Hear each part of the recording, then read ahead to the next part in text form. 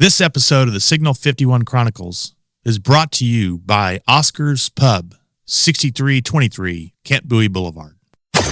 Roxo Media House.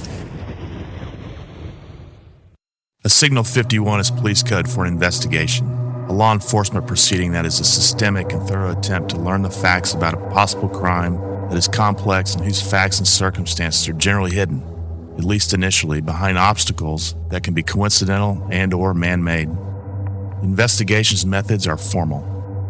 I'm John Henry, a journalist. My partner is Jake White, a retired Fort Worth police sergeant. And together we examine the difficult cases of law enforcement, both in Fort Worth and around the region. This is Signal 51. The show is designed specifically for a more mature audience. Some of the content is graphic and is not intended for younger audiences.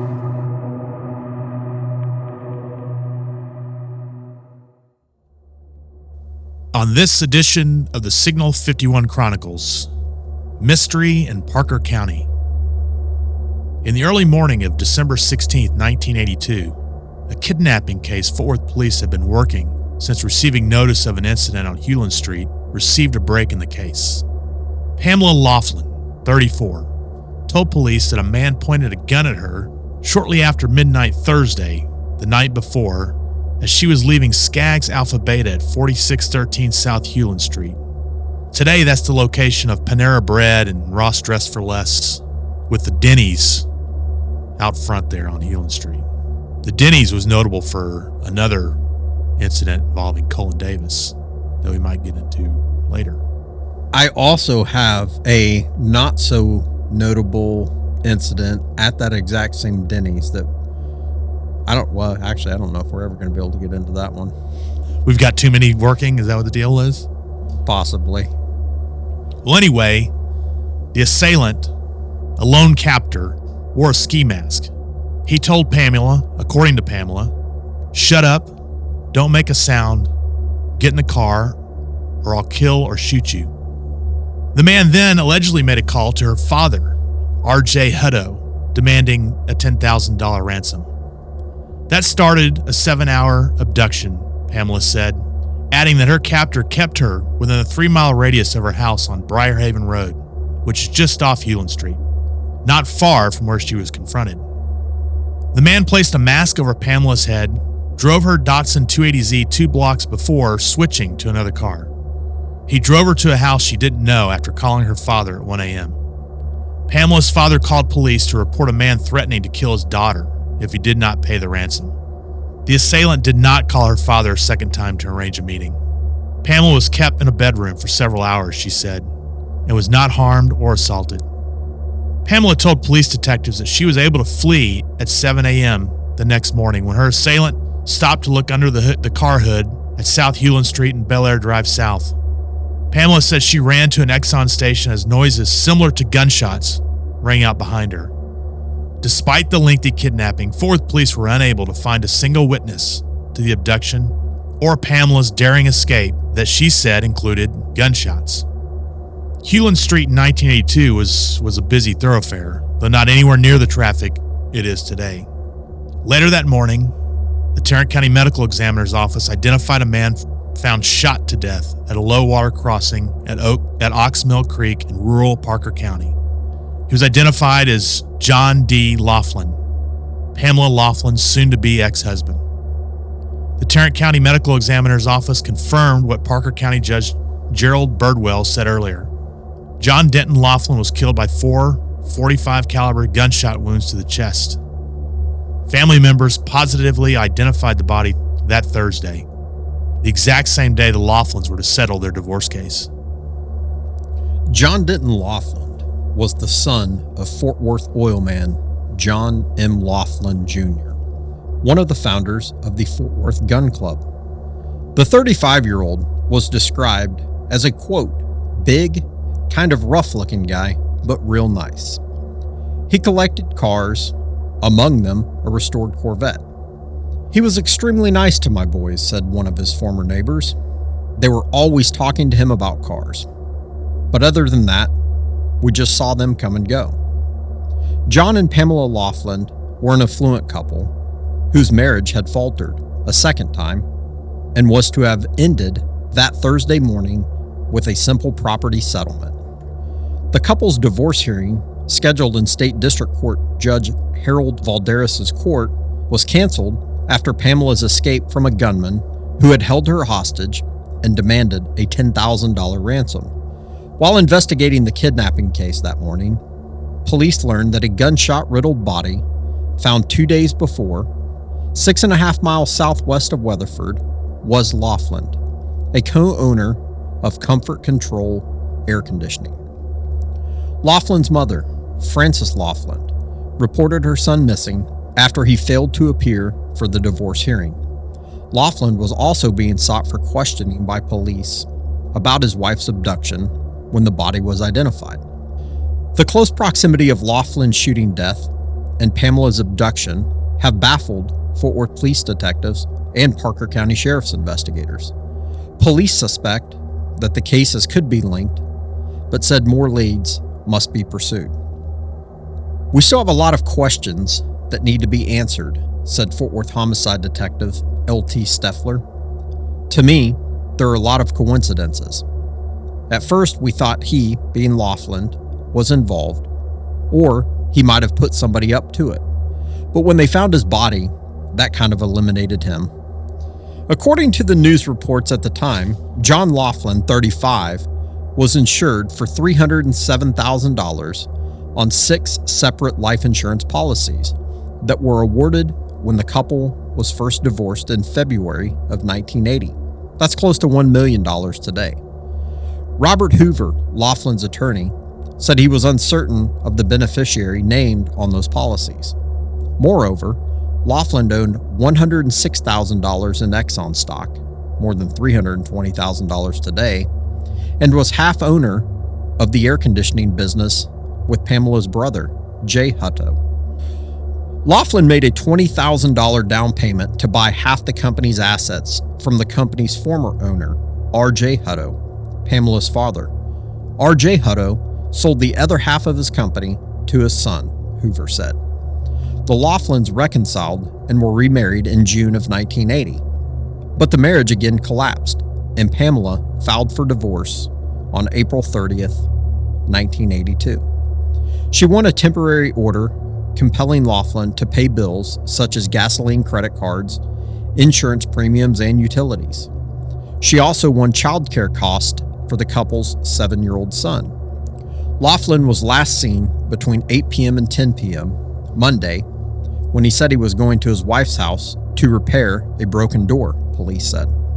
Steffler, the homicide detective, said Laughlin left his apartment at 3215 Las Vegas Trail when his wife called Monday night as he was watching the Dallas Cowboys on TV. When a crime scene search unit surveyed Laughlin's apartment Thursday, they found the apartment lights burning, the TV game going on the same channel that the Cowboys game had been on, the apartment doors unlocked, and Laughlin's 5 guns missing. Police said it appeared that Laughlin had planned to return soon to his apartment. Steffler said the apartment showed no signs of a struggle. At 9 a.m. that December 14th, pipeline workers fixing a low water crossing at Oxmill Creek in rural Parker County discovered Laughlin's body with 4 large caliber bullet wounds. Because the husky, 6-foot, 225-pound man had no identification, sheriff's officials teletyped information of the death to law enforcement agencies, including Fort Worth Police. Parker County Judge Gerald Birdwell ruled that Laughlin was killed by 4 .45 caliber gunshot wounds to the chest. Family members identified the body at the Tarrant County Medical Examiner's office. Steffler said the only item found on the fully clothed body was a brass screwdriver to be used in repairing the door. Police are searching for Laughlin's missing 1979 Ford Bronco. Police said they didn't know of Laughlin's death when Pamela took them through the story of her abduction. Steffler said Pamela remained calm during initial questioning, but when asked about her estranged husband, she fainted. Although both their wealthy families belong to the Fort Worth Social Directory, attorneys for the couple said they expected a smooth settlement Thursday morning. Hoover, who represented Laughlin in the couple's first divorce, said his client had not been heard from since Monday, but he did not suspect foul play. This has not been a hostile divorce at all, Hoover told newspaper reporters. It's been rather simple and matter of fact. It was just a matter of how to divide the property. Because much of Laughlin's property had been divided during their separation, Thursday's hearing was supposed to be routine. Police had questions about Pamela's claim she was abducted at gunpoint from the grocery store on Hewlin Street, but that investigation had come up against a wall. Rather than cooperate with police who were trying to solve her case, Pamela suddenly went radio silent. She became uncooperative. Police wanted her to take a polygraph test in connection with the abduction, but her attorneys refused. Police eventually turned the case over to the Tarrant County Grand Jury for further investigation. There are questions that arise that we would like answered, Detective E.W. Cole said. She gave us a complaint. After any complaint, there are questions that arise that have to be followed through, and without the complainant's cooperation, we cannot fulfill our duties. She's not cooperating in the investigation as far as we're concerned. So what else can you do but submit the case to the grand jury? Detective Steffler said. Police didn't elaborate on the nature of their questions. Jeff Kearney, one of Laughlin's attorneys, presented a different view of his client's situation.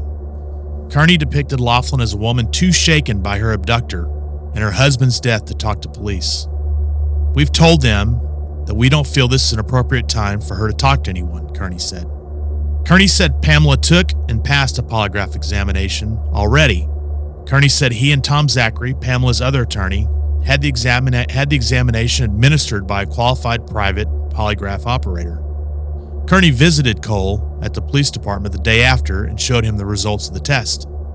But Cole said Monday night that the list of questions had been drawn up by her attorneys and did not include questions that the Fort Worth police needed to ask her. Pamela, after all, police said, can choose not to answer the questions. For 4 months, both cases went cold. Then news broke. John Laughlin's parents went before an assembly of media to announce that they were offering a $50,000 reward for fresh clues that might help the stalled investigation into the slaying. Up to now, we've gotten very little information, his father told reporters. We're hoping that some developments will come now that haven't come before. Fort Worth Police Chief H.F. Hopkins said the reward offered was the largest he was aware of in a Fort Worth police investigation. Parker County DA Max Smith, Parker County Sheriff Billy Kane, and Hopkins said both agencies were investigating the homicide, although Kane said it appeared Laughlin had been shot and killed in Parker County near where his body was found. That meant the case was Parker County's. Police had not ruled out that both cases might have been drug-related or possibly linked to a murder-for-hire scheme. The chief said the $50,000 reward should bring police some new leads in the case. Then he added, I think there's some people involved in this who would kill you for less than that. Captain Ben Dumas, head of Fort Worth Detectives, said the joint investigation has been hampered by Pamela's refusal to testify before the Tarrant County Grand Jury. It appears to us Pamela Laughlin, for some reason unknown to us, refuses to be interviewed or give additional information about the kidnapping, said Fort Worth Major Case Lieutenant Ray Arman. He continued, we are unable to make contact with her, and we are unable to investigate the offense of kidnapping, so the investigation will have to be conducted through other means, said Hopkins, the Fort Worth police chief. Police are treating it as legitimate kidnapping at this point. In addition, he said, Laughlin's parents had hired a private investigator to aid in the case. Jake, let's talk about Oscar's Pub for a second. The home base for so many good people on the west side of Fort Worth, the birthplace of the Signal 51 Chronicles. Wasn't far from where we're sitting that Jake and I made our vows. Wait, what? No, where we fashioned the idea of what would become the Signal 51 Chronicles. And it's here, Jake, at Oscar's Pub, that you can drink the tastiest beverages with the friendliest people. Be nice or go home. That's the motto of Oscar's Pub.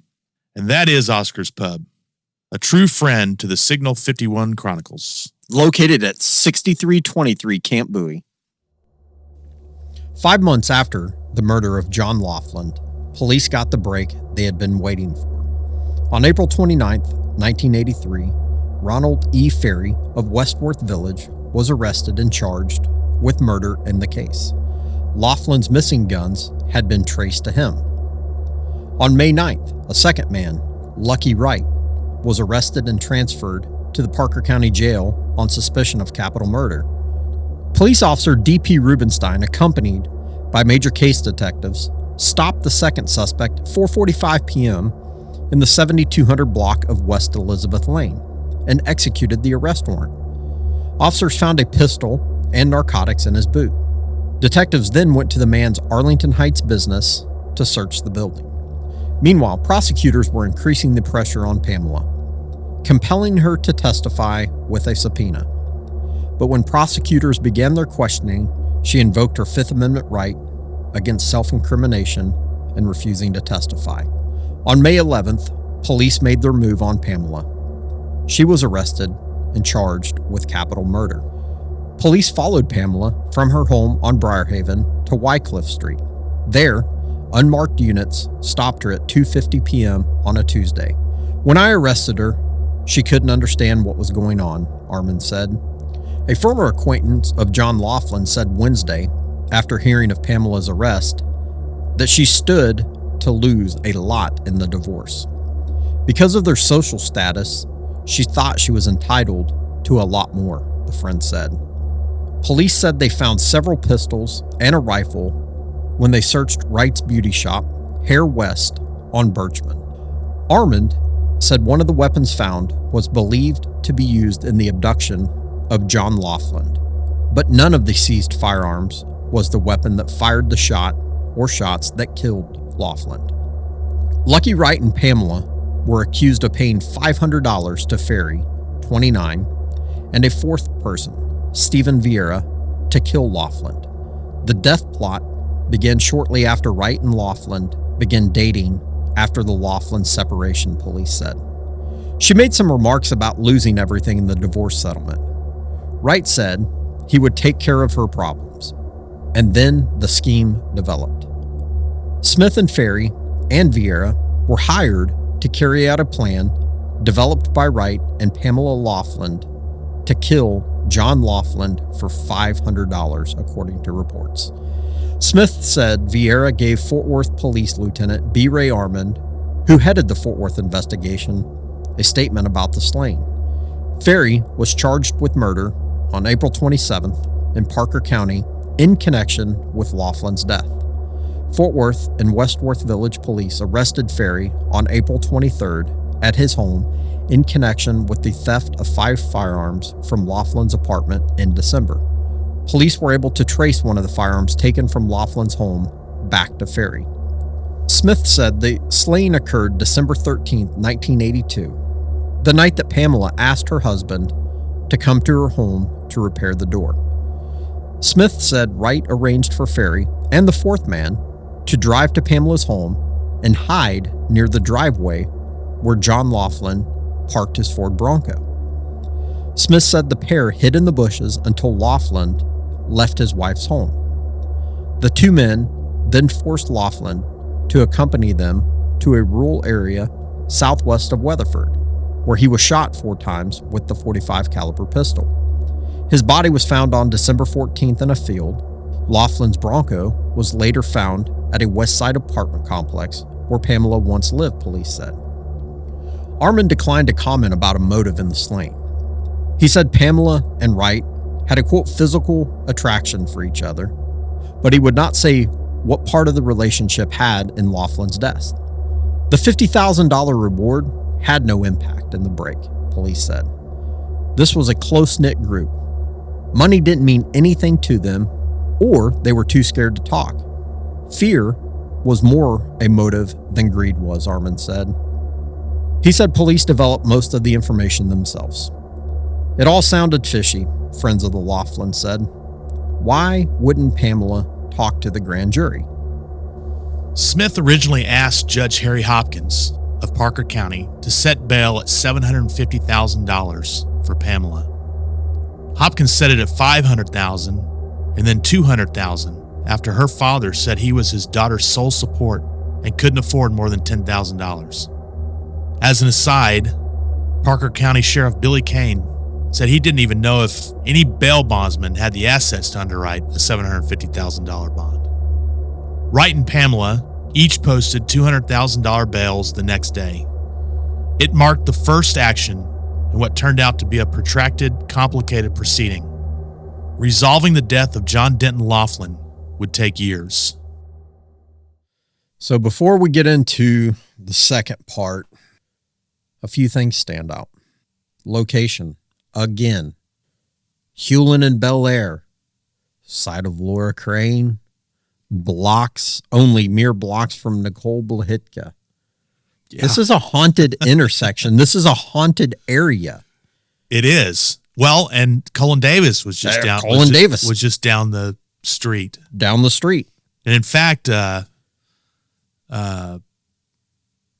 drawing a blank on her name, but Beverly Bass was the one who came to the Davis mansion, and her boyfriend Gus Gavril was shot. Yep. And she ran across the field and flagged down a car who gave her a ride to that very intersection, Hewlin and Bel Air, where she got on a payphone and called 911. I believe that Pamela claimed that she made her call to police across the street from that same payphone. So yeah, you're right. Didn't think about that. That's a haunted spot. That really is. That is indeed. What else stands out to you in this? Well, I don't want to get into too much detail because part 2 will be coming out next week. But I think it's important to examine what seems strange. So as the listeners are waiting for part 2, look at the parts or listen to the parts that sound strange to them. Does that or will that have a role in it? I don't know yet. I don't know either. I will say this, that that I found it odd that her father said that he couldn't afford more than $10,000 for that bail. Yet she has some pretty high-priced attorneys going here, and Jeff Kearney, and who is still going strong in Fort Worth, Texas. Yeah. And Tom Zachary, God bless his soul, who's passed away a few years ago. Yeah. Were very noted and able defense attorneys, and they will earn every penny as this trial goes on. Oh, they're going to earn. Yeah, they earn certainly every penny of it. And I was really surprised. The $50,000 reward, $100,000 in today's standards, right? Yeah, something like that. It's going to be close to that. I mean, that's a huge, huge reward. Mm-hmm. And police say that led to no clues. I don't know. Yeah, when I was doing the research and saw that they made the arrest of this Ronald Ferry guy, he's the first guy that popped up in the research. I immediately thought somebody turned on him for $50,000. Oh, what comes out in part 2 is going to shock people, I think. I think so too. And that $50,000 is close to $150,000. Okay, $150,000. Wow. It's certainly a lot of money. Even $50,000 a day would be a lot of money for. And keep in mind, that was a private reward. Right. That wasn't, today the Crime Stoppers, very structured amounts, or you get company, corporation, whatever, donating the reward money. That's a private reward from the Laughlin family. Right. And I think that clearly speaks to some frustration. We had been at 4 months at that time. 4 months. And police had no leads, really, any solid evidence, let's put it that way. Nope. They had some suspicions. Well, that they did. I think people are going to like part 2. So that concludes the first part, the murder investigation of John Denton Laughlin. Yeah. I think it's important that our listeners make sure to subscribe on our YouTube channel, Signal 51 Chronicles. Very important. Like and subscribe on all of your preferred podcast platforms. And with that, we will drop part 2 next week. Yeah, we'll be back next week with the winding trail of justice on the murder of John Laughlin. We'll see you then.